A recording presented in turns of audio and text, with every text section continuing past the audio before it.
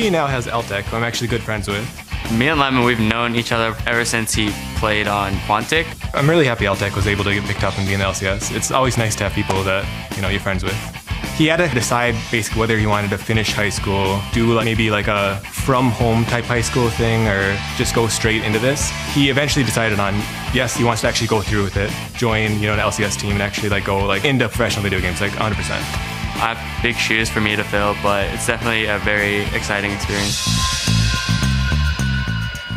Welcome back to the North American Spring Split. We're jumping right into our next game. It's Evil Geniuses versus Cloud9. Evil Geniuses getting off to a rough start for the split, and they currently only have one win on the board, so they're looking for that W column here. Yeah, Evil Geniuses have been playing inconsistently. They looked very strong and organized as they methodically defeated Complexity for their first and only win this split. They had an early game lead, and they continued to press without letting up or losing momentum until they defeated Complexity in a 34-minute game. But in their game against Curse, after that, they felt they needed to bring something different. But the Jarvan jungle and Karthus mid did not give them that edge that they were looking for, and they lost yet another game. And now they face a team that is known for being consistent and coordinated. Yeah, and in their wins last week, Cloud9 continued to show improvement, and their mid lane shot caller continues to feel better. The team is also showing more confidence in his leadership after returning.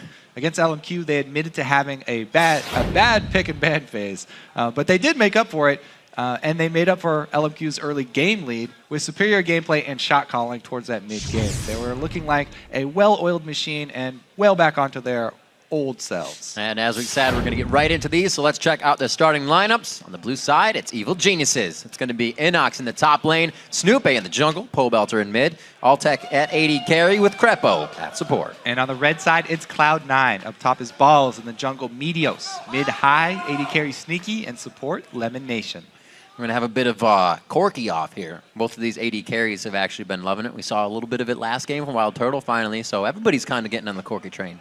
Yeah, Corky, they're both really happy with Corky. It does so much mixed damage and has a really strong early to mid game that a lot of the teams are pushing for nowadays.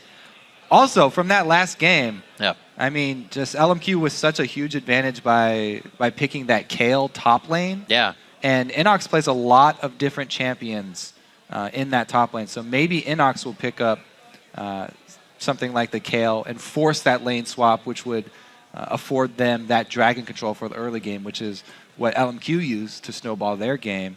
Right. Evil Geniuses is known as one of those teams who'll kind of do either a 3 or 4 man late invade for the kill. If not, then they just do the regular late invade. But these are the guys we see trying to put up a first round strategy. We'll have to see what the lane matchups would be like if Alltech and Crepo would really go versus Lemon and Sneaky. Definitely a lane combination that has changed from the first time we saw them. Lemon and Sneaky used to be all about vision around them and playing it safe. They do their own thing. We see Crepo, a lover of the aggression and being ready, obviously. Lemon Nation on the screen saying that he's good friends with Alltech. Yeah, I mean, the bottom lanes are a pretty big story for this game as well. Yep. Because lately, Cloud9, this split, their bottom lane has actually done more than 50% of the team's damage to champions. It's absurd. Where most of the teams are usually around, the bottom lanes are contributing maybe 30 to 40% of damage done to champions. EG's bottom lane contributes 34% of the team's overall damage to champions. So the bottom lane for Cloud9 is very important for their overall success because that's where most of the damage is coming. The majority of the damage is coming from for their team fights. I mean, and it's a change for them too from last split even. Sneaky and Lemon Nation were only at that 40% mark. So they've just put even more emphasis on the bottom lane this split for Cloud9 to you carry. get those AP support champions, and then Zyra Cloud9 usually gets so far ahead that Corky helps Lemon's out a lot. like, put that money into AP instead of support items. Let's keep going. We're going to get right into picks and bans for these guys as they face off on your screen. The notebooks are out on both sides. Lemon reading through his. You can see Crepo on the end sorting through what they have planned. It's going to be Lee Sin. Macy Kha'Zix here as well. High was doing it, but Snoopy has found recent success on that as well. So that may be something we see go to the wayside. Nami's been getting a little bit more play. Sarin Korea mostly, Europe first for the LCS this summer, and now back to North America. Yeah, even drawing bans now in North America. Yeah. Across all regions here, really rising up the importance. A lemon with those double bubbles. Solo queue, or let's see here, 2 mid lane bans though for Yeah. Cloud9. That's something that's caused people to have a lot of questions. What is High's current champion pool? Because Soraka was recently nerfed. Right. That was a big point for them. And he went back to Kha'Zix, even in a very bad matchup for Kha'Zix, picking it into LeBlanc. Yeah. So a lot of people wondering after he's coming back, what has he been spreading out towards? What's he trying to grab? Taking Lulu off the table takes out another one of the options for High. Very good choice there. He goes back to something more safe with Orianna or something, Right. with Shield, so he can just trade CS there.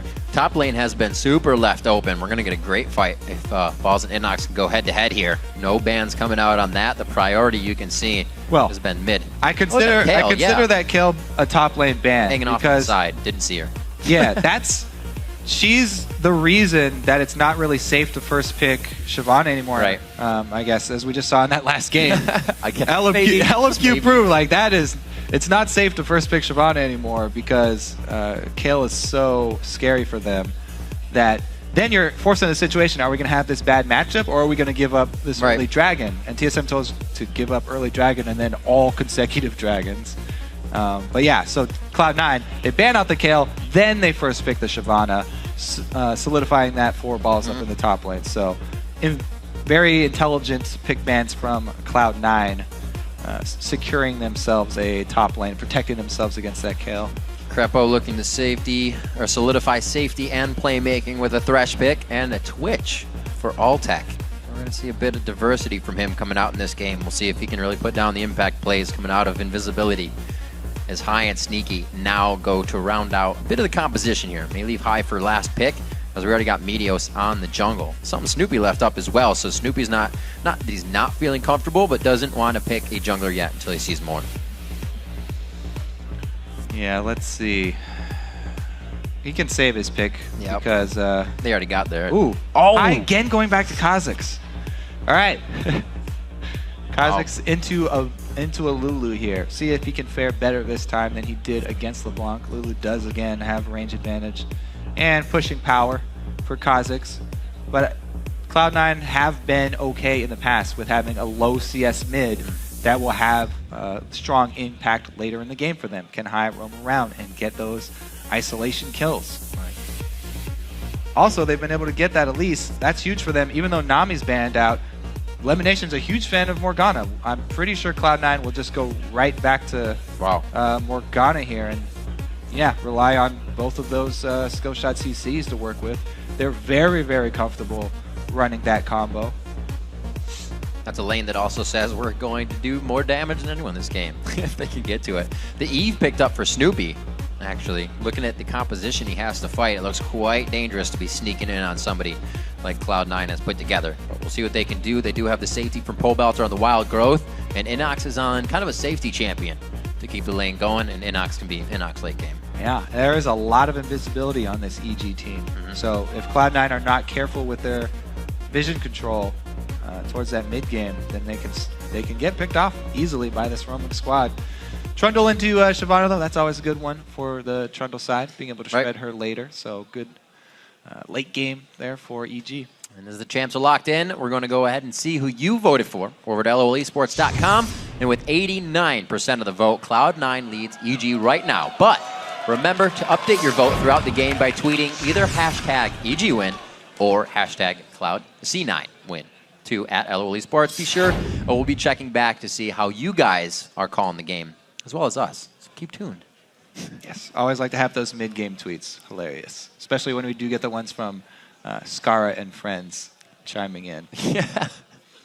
Sometimes the greatest. I remember Darius had a good few ones. But yeah, if you aren't actually following hashtag LCS, you can keep it up in your thing. You should, because there are some amazing tweets. You might even get kind of a heads up on what the big plays are going to be, because that's where all the big plays goes. And then you can obviously tweet your own big plays. Participation. Or just come here and hang out in the studio with us, because that's the better way to do it. Yeah, it's pretty full today. Yeah, actually. Absolutely. Everybody's loving it. Throwing out poros, bananas, and oranges. Bananas and oranges are new today, so all you guys just got something new. We haven't done that yet. It's K. It's K. As we load into the game, we are going to get ready for your second match of the day. EG versus C9. Cloud9 looking to keep themselves towards the top of the bracket, and EG, they're looking to get up there now. Trying to make some changes at an AD carry position. We'll see how this works out for the team. There's been kind of the rumors that there might be more changes for Evil Geniuses coming in, but so far they're sticking with this roster. Yeah, let's see how they can perform. Early game is going to be pretty important for them anytime you do have Evelyn. Right. Looks like they are going to target top side. See if they can get some vision down here to determine where lanes are going. Trundle should be fine going in that 1 versus 1 matchup. And the duo depends a lot on skill shots that land, whether it be bindings or death hooks. Going to have side lane bush control, very important. It's actually something that Cloud9, they can use their trinket wards all for side lane bush control just because the jungler is Evelyn, and they wouldn't have to worry about using regular wards to see her coming because it won't help anyway. Getting out of that. Looks like EG does want in. It's going to be Snoopy first. No trigger actually to high, so he doesn't see that Evelyn made it first, but it's not going to matter. The whole team's there with the caboose of Altec. They're going to make it safely over to red. And right now they're pinched by Cloud9. So the red side invade, they don't have to stay over here though, so it's not necessarily going to be a lane swap from EG. Though if they stay around a few more seconds, it will have to be. I was going to say, are they going to do the Wiz Fusion grab over and over again? This is actually a very strong mind game. Entering the jungle, knowing that your opponents have seen you enter, but then just recalling in a bush. So they're not sure whether you're still there and counter jungling that red, or if you've all gone back. What you can do is then prey on your opponent's tendency to try and trade red buffs and go find them at your red buff to counter it. But Cloud9 do have a deep ward in that Wraith bush as well that would see it coming. So we'll just have regular blue starts for both junglers and the lane swap from EG going up top. All right, keeping it safe. 2v-nuns. We'll see how this works out. Obviously teleports to the top lanes. We'll see if it's played differently though, how Ackerman and LNQ did it last time. A little help for Snoopy. And Inox as well in the jungle. So the matchup will not happen for the AD carries, which means Sneaky and Elimination are going to be very big and ready to, as we said, do a lot of damage coming out of that bottom lane when the time comes. They also, as we saw it hurt TSM last time, they could have more dragon control from the get-go now. Yeah, Cloud9 are going to have the dragon control. It's defaulted to them by the support and AD carry down bottom. And jungle Elise is going to make that even easier for them to take the early dragons. She can tank it with her spiderlings for part of the damage. You don't have to Mad Knife it and switch out all of the dragon aggro. But EG, they didn't want to go into that matchup because if Alta gets hit by a binding at the wrong time in that matchup, then it's just going to be very, very hard for them to even stay in that lane. Very risky lane, as we were saying. But very good for Cloud9 because, as I said, bottom lane contributes more than 50% of their damage to champion nowadays, which is the most for any team, by the way. Very, very, very high up there. And they do go for the early dragon. Just tank it up with some spiderlings. See how they manage the aggro, because you can technically avoid all the damage by going closer and then farther away to get the dragon turning. It's getting off auto attacks. They're not doing it. That was funny. It's not that clean, but they avoided some. Balls was standing there. Lemon's running in and out. He's like, you need to move too. They're going to be able to get this one, though. Locking it down. Nice binding by Lemon. What it is one person stands at a static distance. Right. Which would be balls, but it's not that close. So then the other person wants closer than that person to get it to turn around, and then you go outside of that person's range to get it to change targets once again. But pretty cleanly done. Avoided some of the damage there, and they do get not only the little gold boost for basic gold dragon, but they also get the timer. We'll see how effectively they can chain it. LMQ did an amazing job of chaining their dragons. A little Crepo roam. Uh-oh. High seeing that top side. A little bit of Spidey sense for him, and he keeps himself safe. Yeah. Mid-game, 4-man ganks on mid have become so popular that all the mid laners play much safer now. And High backs off, rightly so. Wow. Doesn't go down to that, doesn't even take any harass in it. So this rotation right now that Meteos and Balls have going, timing that Wraith back to the Golems, and they'll have back to their white side, Wolves, and then back to EG side. Well, basically what the new meta does is section off the map left side to right side here. Instead of purple and blue sides, it's really top side of the map and bottom side of the map. It depends on wherever your support and AD carry are. So really, Cloud9's side of the map is the bottom side. So this half of the red side jungle of EG is actually Cloud9 territory, and same so for Cloud9's red side. We'll just see how many wards each team can leave behind in that jungle after they leave, because that's really Cloud9's calling card. The mid-game vision that they leave behind after invading those areas, continuing to control them. They've actually got 2 wards down there in EG's side, whereas there's only been 1 on their own. And it actually has timed out already. Yeah. AD Carry's loving this little style of play here. Obviously going to level up faster solo in these lanes, and 3 people couldn't do much to Sneaky there. Almost leveled to 5. Just did. Backing off Snoopy and the rest of the crew, all at level 3, roaming in a 3-man team here. See the top side, Balls is actually by himself, as well as Meteos is taken to that by himself, so they're going to get that solo experience a little sooner. Right, so Balls sneaking in here. Because Altec freezing up top, he's not pressured under the turret, and he has some strong defensive pink ward coverage that they've put down to try and let Balls go to this lane and get this experience. They spent money on 2 pink wards to set up this defensive net that they can actually defend here. And Evelyn, let's see if he actually goes straight up the river, then he would be clear. But there's such a tendency to go through this Cloud9 jungle side that Snoopy does get seen. Nope. Go up. Nope, not going to happen. Meteos knowing this is here. Quickly clearing that out. Barely in range for that pink ward, by the way. That is so close. Oh, that's what they're saying. Looks like everybody's ready to keep placing the wards, though, as you see Snoopy with his ward out. They actually had 5 in a row right down the line. So EG knows that map control is going to keep power in the game as well. Yeah, EG have 5 people who had green wards, but look at Cloud9. They had not only that amount of green wards, but also 4 pink wards bought. 3 of them have already been placed. This defensive net of pink wards on their own side of the jungle is looking for any sort of maneuvers by Snoopbase. Meteos is very, very outspoken. He hates wards in his jungle.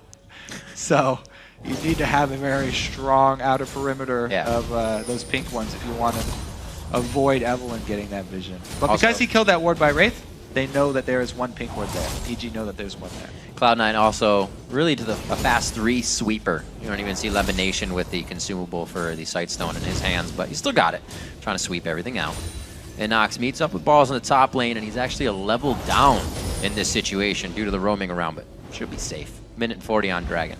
Yeah, Trundle versus Shyvana is not too bad for Trundle. Plus he's got an extra Thoran blade there with his boots, so he has move speed advantage. If he has to get away, then he can. Wow, definitely some options for Crepo here. Level 5 to a level 4 Lemonation if they decide to actually go hard on this one. Knowing Lemon's fast fingers would get a black shield up in time, they don't go for anything. Yeah, and you're talking about the sweeper switches there. The only one not switching out his sweeper sort of on time there is Crepo, and that's because he hasn't been able to upgrade to a Sightstone yet. He's waiting on his next back to get that Sightstone upgrade and then sweep it out. Oh, it's in action right now, really. You can watch it happen. How amazing. Can we get a replay on that? He got a pink there as well.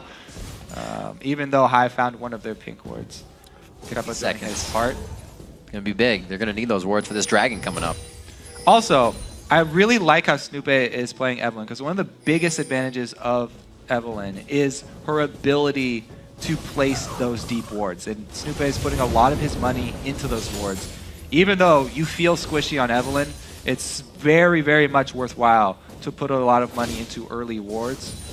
Because she is one of the few that can place them without having to worry about the other team knowing that you are placing wards.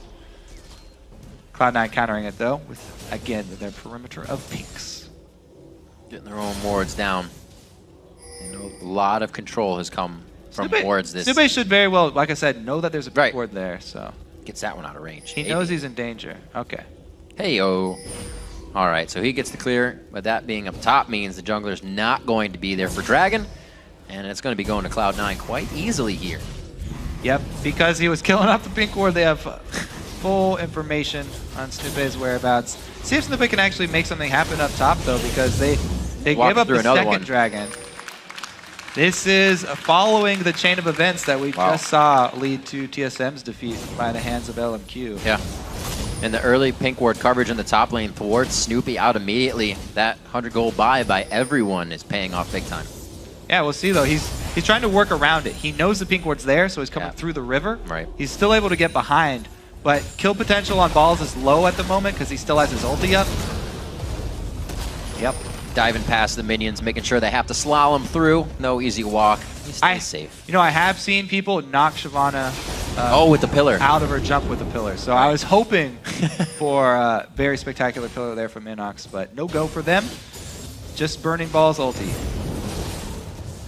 He'll be safe in the top lane. 56 to 56 in that one, actually. So Inox being down has kind of played that one correctly for himself without getting too much pressure and almost taking down balls. He still has flash up to play safe as we're checking out the mid lane with Pole Belter. He's been up a level since, I believe, 7. The 6s were kind of the difference, and now it's been 7 to 6, 8 to 7, and as you see now. Yeah, and that CS discrepancy between Kha'Zix and a Lulu is completely acceptable for Cloud9. That's fairly good for High, not being that far behind against Lulu with the range advantage, and against Evelynn, who was pressuring him. He also got the 3-man gank. So really good collapse here onto Snoopy. Very necessary flash. He spent so much money on those consumables. He does not have combat stats. Ooh, great grab. I was going to say glebe, but it's not glebe. Great grab onto Crepo with that dark binding. Doesn't look like they're able to get much, but the culling forces them back as the wet noodle fight continues in the top lane. Let's see what they're able to get done down there in the bottom lane too. Pretty good harass was dealt. But ever since they've met up, it's been very even. Pretty much the difference is, so your sweeper only reveals invisible things. Since pink wards are not invisible, you have to walk in there and see it. But yeah, just making sure. The bottom lane there, BF sword as opposed to cutlass. It's just the all-in advantage there from Sneaky. It scares him off.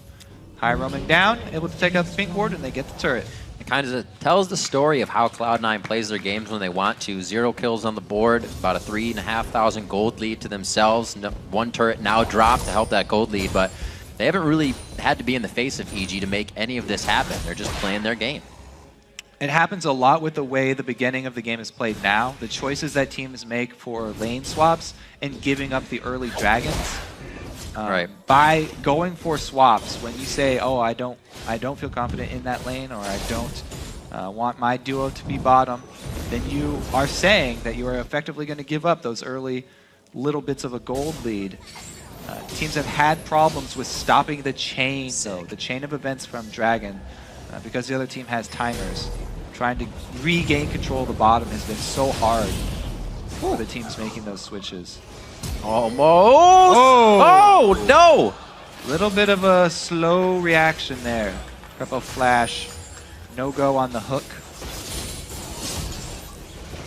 Cloud9, pretty much everything's going according to plan here because they want to continue to get those dragons. They have the timer for 3rd, and they've taken down the bottom lane turret. So now they lane swap. Perfect. Snoopy taking advantage, though. What a great job. Gets it out.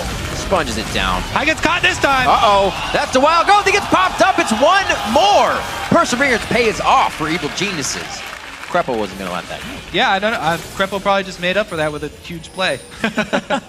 Under turret. But really big swing for EG on two sides. Yeah, he does make up for it with a straight full range hook, and then High jumps in. All I be. All right. Everybody getting a little out of sorts here. Yeah, ill-advised jump there, but it's a huge breath of fresh air for EG. They get a little bit of breathing room. Even up the turrets, regain control of the mid lane, and they're actually looking like they might be able to start getting some more vision down because they haven't had the control to place those wards yet. We'll have to see how EG controls this. When we've seen them get a lead, namely Pole Belter, they are able to hold it, and they can make it a very strong game for the win. 1 minute 20 on Dragon with those few kills. High not having flash. Hopefully Meteos will actually have a smite up. EG really needs to make a move here. They could even up the gold quite a bit. Already trying to, too. So Crepo threw his lantern to get vision. Yep. Because the ward was being swept. Dance it! Oh, he's trying to dodge the binding. Can't do it. That's good. Good wild growth coming up from Pole Belter. Not a big cooldown on that, and it can catch you off guard. High jumps in. He just came back from dying in the fight. Going quite low. The polymorph onto High. They shut down the damage. Lemon Nation's going to be up next, and the teleport in from Inox coming in huge on the play. That's a shutdown for him in gold. Now, 2 more kills for EG to trade there. However, Dragon is on another 30 seconds, while 15-second death timers for Cloud9. So Cloud9 actually died quick enough that they can get back in time for the next Dragon, and they don't lose out objectives after this trade, which is pretty impressive considering EG have an extra person down in this fight. And the area of effect damage from High with his early Hydra built up there, getting the 2 kills for the team. Now, 1 TP canceled. Inox went through with his and was able to clean up. But again, no objective. So that's going to mean an earlier cooldown coming back for Balls on his teleport. And let's see how much control EG has. They place a pink. Can they hold it? Looks like they're able to do it so far. Good positioning. So Cloud9 is definitely respecting them. They gave over the red to Altec, though. Pretty big for this mid-game Dragon fight here. We'll see. Cloud9 are one of the best teams at spreading out during team fights. Not lining up. That is a very big grab, not allowing High to jump into the fight. Oh, he gets it that time! The wild growth coming in onto Inox as he's in the fight already. And it looks like a huge play from EG once again begins the domino effect.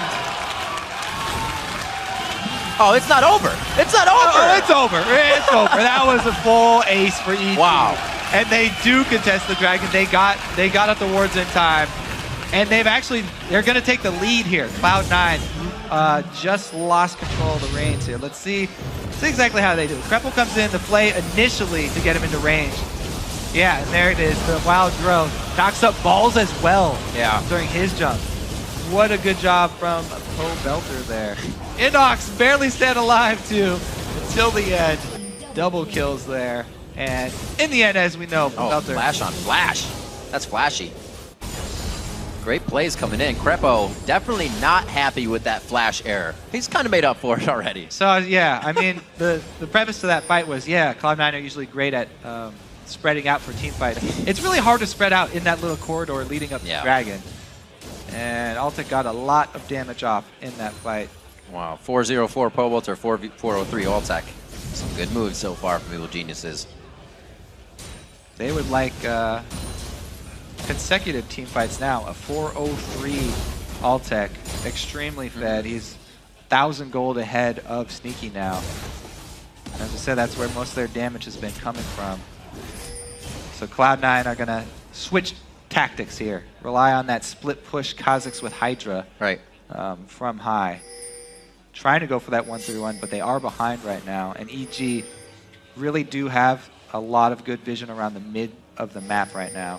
If they can knock down that mid turret, it really opens up a lot of options for them to start controlling Cloud9 territory. Very interesting position to see EG in, as well as the fact that they keep aggressing on these situations, and Cloud9 cannot handle it so far. Krepo sticking with Altec, making sure he's safe all the time. Pole Belter still level up onto High, who recently bringing out Kha'Zix kind of worked for him the first time, but it's a little scattered now, and his champion pool seems to be falling out as well. Well, what he's trying to do this time around is get the Kha'Zix kill onto Twitch. They're trying to get to that back line, but as we saw before, kill the rat. Great interruption on the jumps with Pole Belter's ultimate there on Lulu. So it's making High's job more difficult. Yeah. Because he wants to get to the back line, and Balls wants to get to the back line to jump on Twitch. But they really rely on those Elise and Morgana stuns to start something off. This combo of cooldown reduction on these long duration crowd control effects. They want to get somebody caught up before the fight and chain those for their advantage before they're forced to jump in like that. They don't want to have to try and jump in early because, as we saw, there's so many shields and knockups from EG that it's very, very hard for them to pull off that dive before preemptively landing one of those skill shots. EG not wasting any time here. They're going in, clearing wards, making sure their positioning is to get something else next. No time is being wasted. Great plays here. Looks like they'll be able to get a good amount of damage here. Prep it for a possible dive fight. Cloud9 are going to try and form and defend inhibitor turret, though. They absolutely do not want to give up inhibitor turret, and they're trying to see how much they can get back from this EG team. They've got one outer turret there from Sneaky, but a very, very quick call from EG to leave right after. And here come the skill shot CCs. They're trying to delay them as long as possible. Pole belts are just standing still. You see the terror that the cocoon into Dark Binding can have on someone. Getting out safely, Cloud9's going to go ahead and reward a little bit, figure out what got cleared out. Go ahead and make it doubly safe with 2 wards. Also, you know, since that early game, the initial perimeter of pink wards was taken down from Cloud9. Now that they have no outer turrets up left, they have a hard time putting it back up. So many shields. And all this invisibility on EG just opens up so many options for EG to catch Cloud9 in one of their rotations around from one of the side lanes. That EG have a lot more threat right now. Yeah. Trying to catch single targets out. Cloud9 are trying to get back control. They've only got red side so far.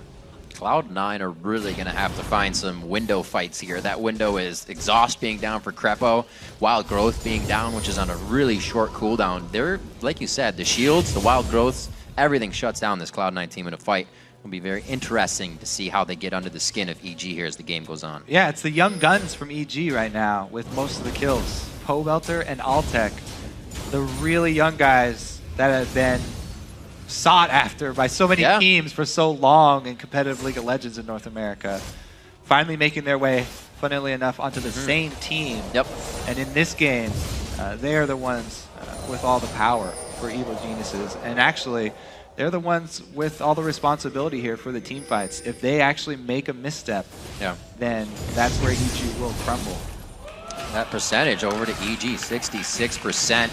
Picking up, you know, you talk about Altec a little bit. His laning phase hasn't been the greatest, but his team fight phase is huge. So the 2v1 almost gives him the advantage because he's going to get through that laning phase safe and sound.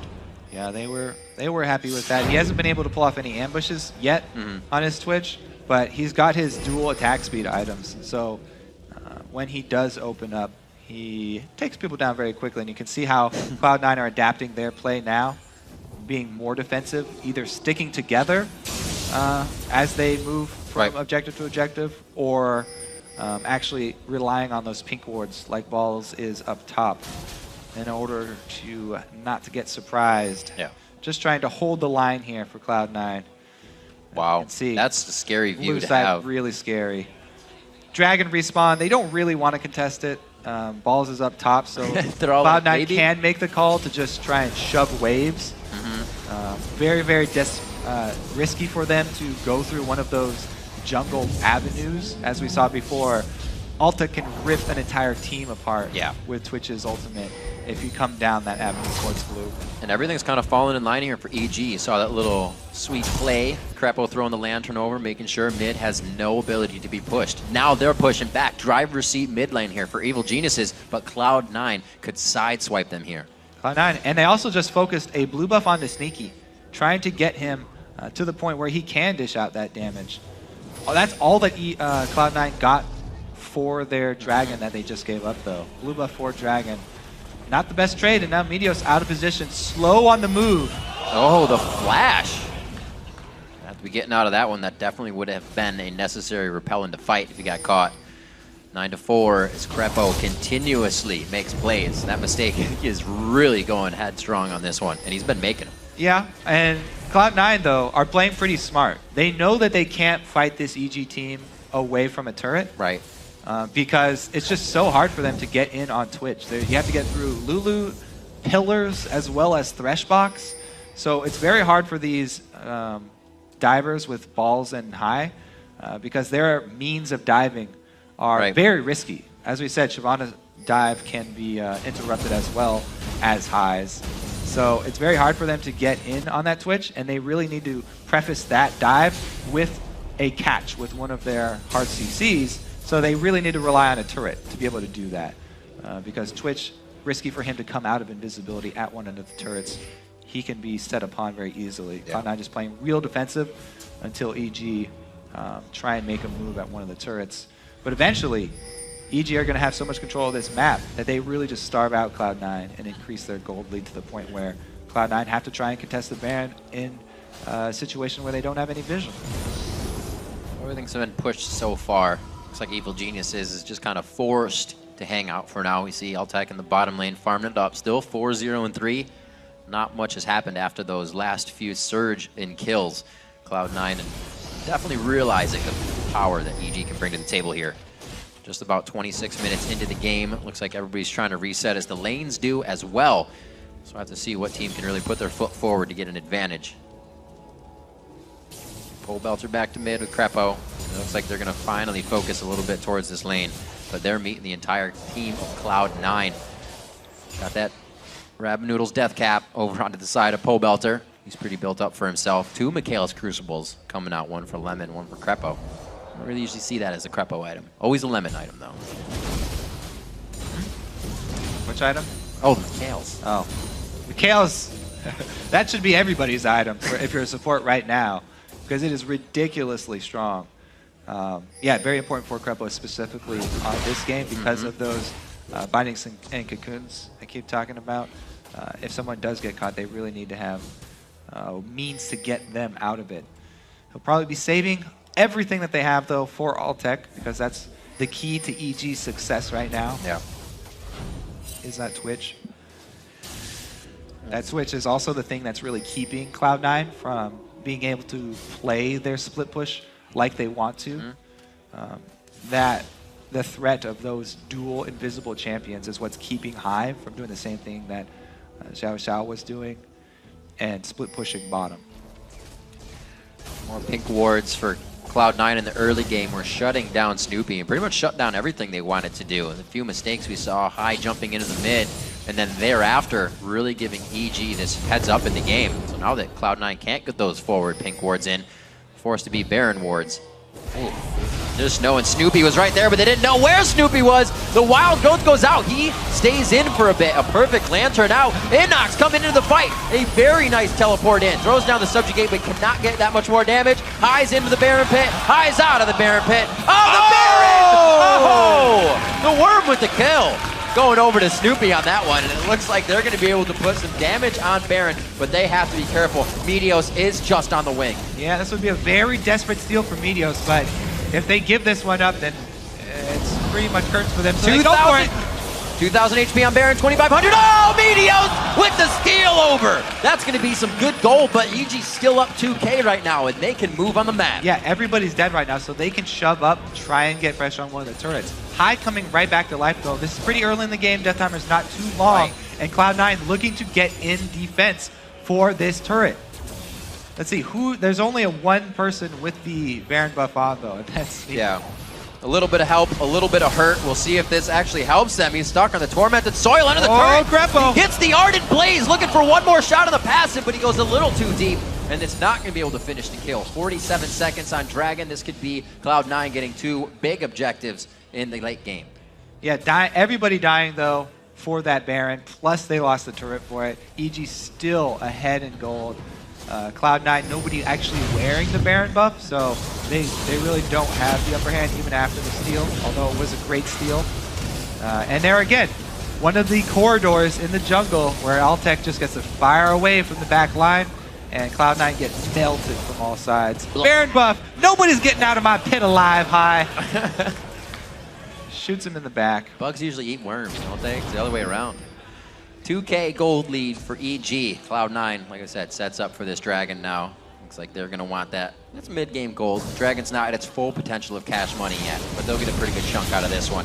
Triforce and whatnot with the Bloodthirster completed on Sneaky.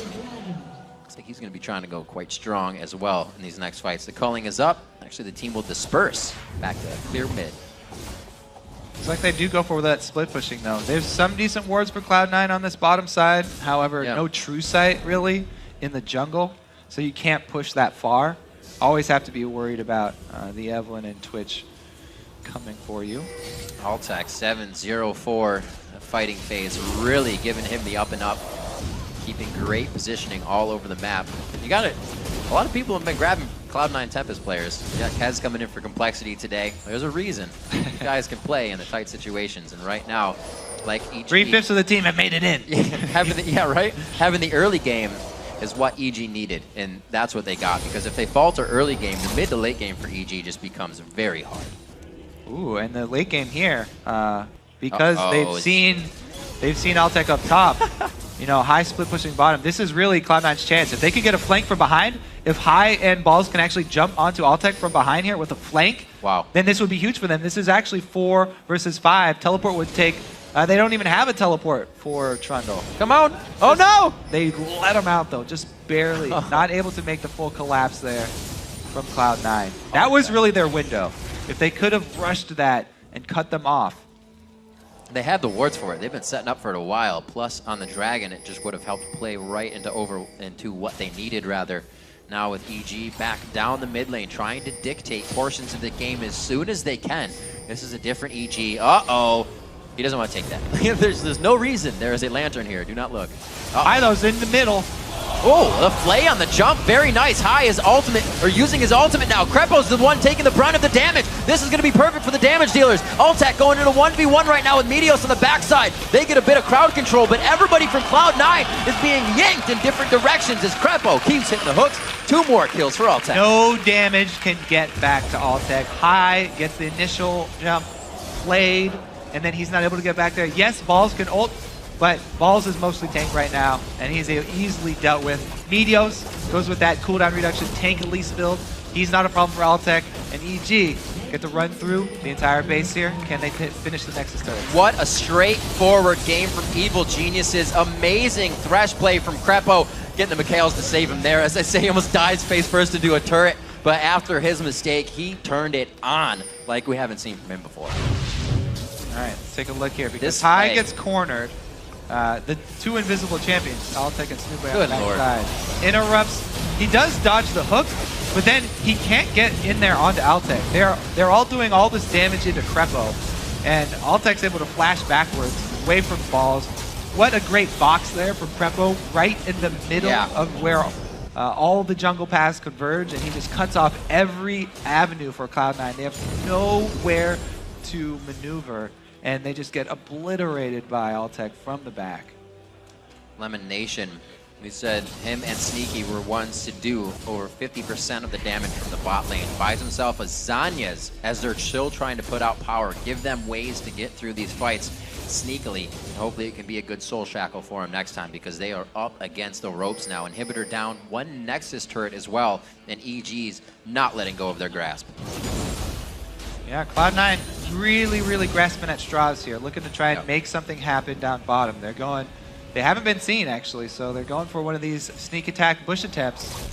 When you get forced into a bad spot here, 17-4, you gotta go for risky maneuvers like this.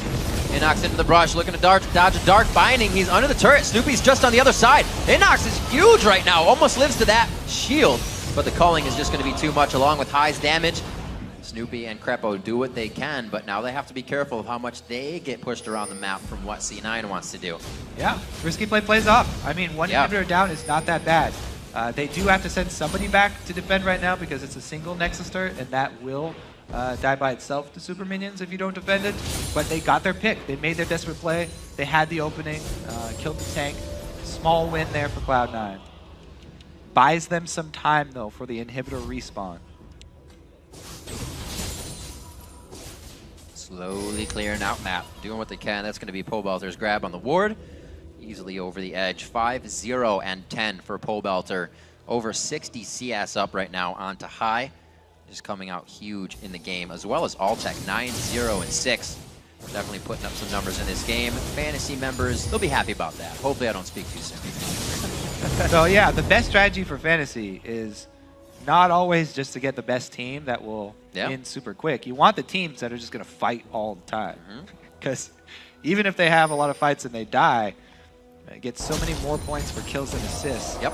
That the longer the game goes, there it is for your fans. Make it a bloodbath. Let's go.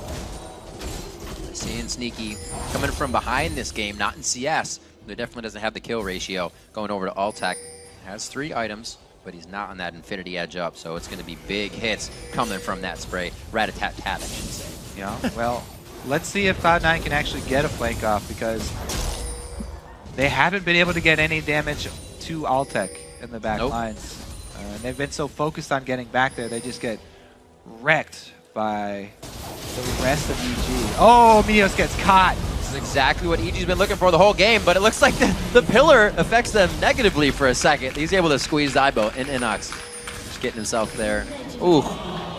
Only took one more shot. Altec picking up another kill, bringing it to 10-0 and 6. Evil Geniuses are just seamlessly moving through the map. They're looking right to end the game right now. They are. 2 members extra here. Only 1 Nexus turret should be pretty easy. Yeah, they have ults up. The only one they're missing right now is Subjugate and the Rat-a-tat-tat. They don't want to go without a minion line. Well, they're timing this as well, maybe. The inhibitor's going to be up soon, so they know they don't want to walk forward and get dodged onto that one. There we go. Taking down the inhibitor one more time. It's going to be a 4,000 gold lead, pretty much on the dot as we round out 35 minutes. Most frustrating thing when you're trying to end a Nexus. That's great timing by them, though. Great mindset there. Yeah, it just goes to show how well they have actually been timing everything. You can see how easy it would be to, like, oh my god, beat Cloud9 right now, let's go, and get caught in that. But very good mindset, sound play. They've got play. so much vision over this Baron. Oh yeah. Guaranteed pickup for them. They're happy with giving up Dragon. And they're not even going to base for the buy after that Baron. They can shove in on top. What a play. This is going to be a lot of blue pills being hit over here on the side of Cloud9, moving in very fast, especially with Pole Belter, Glitter lancing these waves down. They're onto the turret before Cloud9 can even reach their base. This one they're okay with face taking. Look at that ginormous shield on Inox as well. Turret probably won't even get through. That goes down in a matter of seconds. Inhibitors in their eyes. You can see Altec not even taking that much from the volatile spider. Randuin's not really finished up onto Meteos, but that doesn't matter. Balls high, able to facilitate that slow. Just back and forth. EG, knowing that they have the upper hand, are not afraid to take the few steps forward. 2 inhibitors down is usually the end for teams that are down. 19-5. So all the EG have to do is swing down to the bottom side and wait for super minions to do their work. Pole Belter and Altec score buddies. 6-0-10, 10-0-6. They've got to feel so good right now. They've been working through so much this split. Yeah. There's criticism from all sides. Tryouts for all of their positions. Yep. Well, all of the older guys' positions. Altec coming in, having Still not the best start. He's still in school, yeah. They got, Belter graduated, and then Altec came on, and they still have it. They got the Scholastic program going in. Just cycle one in, cycle one out. But yeah, they're trying to get over all of these different things, and to take down Cloud9 is a huge boost for a team that's traditionally on the bottom of the standings here. EG still keeping it in mind that they can't go too hard on this. Few grabs that they want, 2 connecting grabs. Necrepo's just using for harass, using to get into the side of Cloud9. EG knows how much strength they have on this game right now. The flash, there it is! The Soul Shackle locks him up, so it actually hits nobody, just the beginning amount of damage. Great movement by Altec on the back line, shredding through the team. Meteos jumps on Altec. They're finally able to get a few more shots in from the side of Sneaky, but that's the run through. EG's looking for Lemon Nation now, and Meteos is the only one that's going to be left after this barrage on the base. Ooh, he's going to get away. So Lemon Nation doesn't get a death screen, but they got back to Altec. It actually took Sneaky getting all the way back there. Evil Geniuses 38-35 are going to take down Cloud9 and start to work their way back up the standings.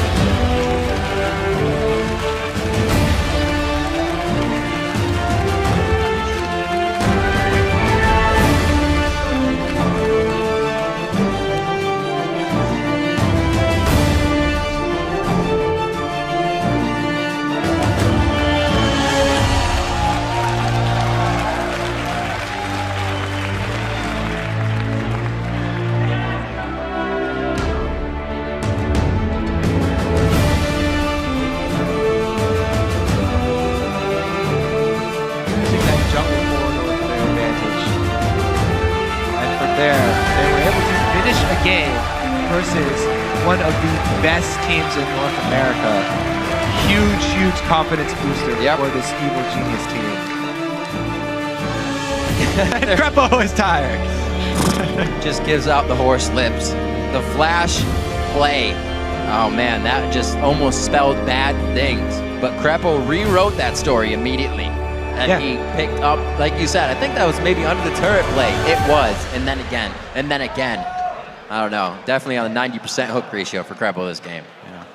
And at the end, Cloud9 finally were able to get the damage back onto Altec that they wanted. But it took Sneaky running to the back of the team. That's not where you want Sneaky to be because the rest of their team collapses after that. But valiant effort by both teams. Right. So Cloud9 actually losing this one out. And EG with a huge boost in confidence. This is going to help, especially coming into the start of this week. So big props to them on that. Looking at how EG played this game, we said in the beginning, if it's kind of lackluster early, the mid to late game becomes very hard for Evil Geniuses. But like we saw them take against Complexity, they had a bit of that early game, and it almost seems like they know exactly what to do mid to late game. When most teams kind of sit there at a turret for a while. They went into the jungle, left to right, back and forth, and when they were done with something, they just took something else. Yeah, they played their Twitch team extremely well. The team fights, all of the team fights with Twitch were very well coordinated. The Lulu ultimates were on time. Crepo as well with the peeling with his box as well as Flay. Very strong team play from EG this time around, which isn't something that we have seen from them a lot. And it's definitely a scary thing for all the other teams in North America if EG bring that together. And something we're seeing a little bit about Cloud9 is, just to focus on Meteos for a second, there's not as much control coming out of the jungle for them in the way that things would happen. Against Complexity, that's kind of where that triple kill in the bottom lane came from. It's a little more uncertainty from him and when his ganks would just always work last season, and you were pretty impressed every time. Yeah, it was hard for them. They tried to control the Evelyn, setting up the defensive pink ward perimeter, and it did work for the early game. It was really that mid-game dragon where EG were able to turn it around. They got into position in a timely fashion, and they had set up their dual pink wards of their own to get that vision. There's a lot of good teams in the LCS right now, and it's only going to make all the other teams better. To walk us through EG's big upset, let's send it over to Freak at the analyst desk. Thank you very much, Riv. What's up, guys? Want to welcome the victorious, the absolutely phenomenal Altec Pobelter to the desk. Guys, so you guys, first of all, have a ludicrously hard week this time around. And you're off to a great start. So let's start with this game. Beating up C9, what was the plan coming in? We had some set champions that we wanted to go through. We kind of handled our pick and ban phase differently than we have been the past few weeks. So I think that was a big factor. And they basically played into our hand. They picked what we wanted them to pick, and we got what we wanted. So I think that's a huge factor. Could you expand on what you mean by playing the pick and ban phase differently? Before, we would just kind of go into like set scenarios and have like set team comps, but this time around we were a bit more flexible and just prioritize certain champions over just like a full team comp. And it seemed to work out for you guys. One thing that was surprising to me is you guys banned out a lot of, I know from talking to your team in general, Inox tends to carry like in your scrims, you guys seem to set him up a lot, but you like banned out his Lee Sin, banned out his Jax. Like what was up with that? Basically we realized that it wasn't working, him playing like carry top laner, so it was kind of a team decision to try having him on some tankier things.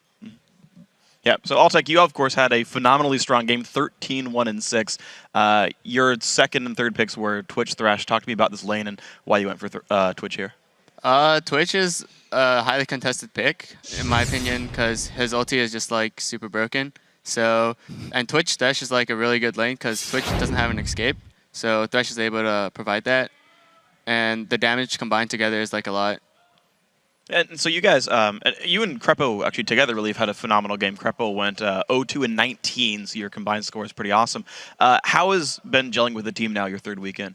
It's pretty good. I mean, I still have to fly back and forth, but overall, like, it's very relaxing at the house and everyone's chill with each other. We actually spoke to the fact that you're flying back and forth because you're, of course, still in school. But Belter, you just graduated. Yeah. You guys picked up a new high schooler. Do you have any like notes you could give about like how to balance school versus LCS? Because you got like a full year ahead of you for that one. Well, I only started doing LCS my senior year, so my schedule was a little bit more lax, so it wasn't as hard for me. Johnny's in his junior year, which is, I guess, the hardest part of high school, so I guess it'll be a little bit tougher for him, but you just have to get your school stuff done and then do LCS. So priorities, school first. Got to make sure you're doing well. Yeah. That's how you get the genius part of Evil Geniuses, is you got to get the schoolwork going. Yeah. Okay, so let's actually get into some replays, because you guys obviously played this game really, really well. The first one is a dragon fight. Around 27 minutes in, you guys ace them and take the dragon off that. If we can pull the clip up on the screen. Oh, sorry, 16 minutes in, yeah. I'll take if you want to take me through how you kind of play this battle. Okay, if you can roll a play. Right here, Kha'Zix got hooked, so we just polymorph in and just try to kill him, because he doesn't have his ulti evolved. And right here, I'm just killing everyone. And yeah, basically, like, our AoE damage just, like, shred them. And since the Kha'Zix couldn't get a reset, like, that was a huge factor of why they couldn't, like, kill us. It seemed like no one could really get to you in fights in general. Like, either they'd get flayed away, or you had, like, a giant meat wall with wild growth. Was that part of the composition, is just, like, make a meat wall for Twitch so that no one can touch them? Since I was very fed, like, yeah, like, if Twitch doesn't get touched, then he just kills everything. And it seems like you guys mostly won your battles in actual team fights. Like in the, you had a couple early games to get the gold going, but like all of your battles were like in these dedicated 5-on-5s, and C9 wouldn't fight you anywhere else. Was this sort of the goal, just like let's look for dragons, things like this to force the advantages? With our team comp, I think definitely our 5v5 is a lot better, because we have like two abilities to stop Kha'Zix, and especially with the deep vision we had and like all the pink wards, I think Dragon and Baron can fight our favor. Then how did you guys manage to keep C9 from finding any picks, from getting these bindings and cocoons, and keeping yourselves from getting caught out? With the deep vision we got, like, we knew if they're gonna come in or not, so we could avoid that. And also us sieging, like, we generally have a big minion wave, so the minion would just take the cocoon or the binding. Okay. So I want to actually direct you guys then to our second replay. It's a Baron fight. This one's at 27 minutes. I got my numbers backwards, but if we can pull the Baron clip up here. You guys end up going 4 for 0. You end up losing Baron. But Pabelter, if you want to walk me through this one. Okay. So Snoopay says yeah, okay. So Snoopay is caught right here, but we're able to turn it around with the wild growth and the lantern. And then there's Trundle TPing onto a ward there. And then Twitch is in the back shredding everyone down because they've been focusing Evelynn. And from here, we're basically able to clean up. We're ahead a lot of gold at this point. I actually aggro the Baron here, so it hits high and finishes him. Nice. And then, yeah, we're able to get the Baron pretty low, but they clean the ward we have over there, and then we don't have any vision left. So at this point, Elise comes in for the steal. The blind hook misses. And at this point, it's kind of a gamble, but we just decided to go for it. But yeah, for them trying to get the Baron, we still got 2 kills out of it, and we were able to push down mid as well. Yeah, you guys overall went 4 kills in a tier 2 turret. So when Baron gets stolen over, actually, if you guys didn't know, you were only up about like 1,000 to 2,000 gold like that entire time. Like even if the Baron steal was like 38 to 37,000. So first of all, it didn't even feel like that. Or did you feel like you were way farther ahead? I thought we were much further ahead. Yeah, it was like 2,000 the entire time. So then when you have this sort of a lead, how do you close it out then from there? Well, Baron's usually like the easiest play. If you're not looking to get Baron, then you have to push down turrets, and that's kind of hard to do with the sort of wave clear they have in Kha'Zix and Shyvana putting split pressure down the side. So we just decided to go for the Baron because we had so much money to spend on wards. Okay, so then final question for you guys. Obviously, a incredible game by you guys. Take down C9 tomorrow. You face Dignitas, so you're facing the top 2 teams in the league this week. Off of one great win, what's kind of your plan, or how you feeling going into tomorrow's game? I think after beating C9 today, I think we're definitely very confident, but there are just like minor mistakes we made this game, so we should like go over it together and like see what we want to do tomorrow. But I'm very confident. Yeah, you guys look great. So, guys, congrats on the win, and we'll see you guys tomorrow as well for hopefully a second win of the week. The guys are going to take a quick break, but when we respawn, we're going to get into our next game with first place hanging on the line. Dignitas versus Counter Logic Gaming. Keep that browser where it's at. 7, 83, 8, pi, 9, pi, 10, pi, TSM.